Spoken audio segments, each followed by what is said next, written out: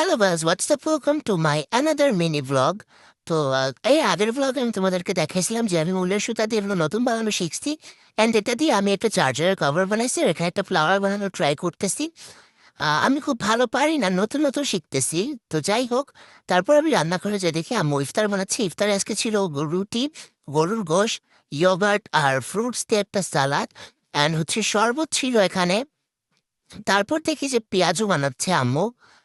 আর আজকে এটাই ছিল আমাদের ইফতার। ইফতারটা খুব ভালো লাগতেছিল, সিম্পল, বেশি আম, ভাজা পোড়া টাইপের না, যার কারণে খেয়ে বেশ একটা তৃপ্তি লাগতেছিল ইফতারটা।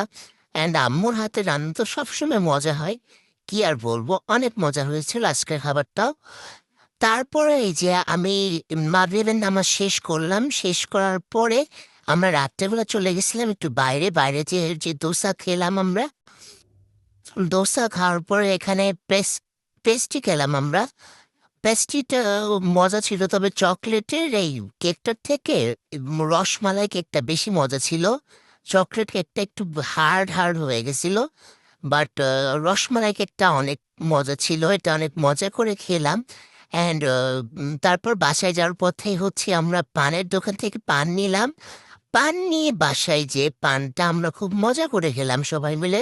এই ব্লগটা এই পর্যন্তই।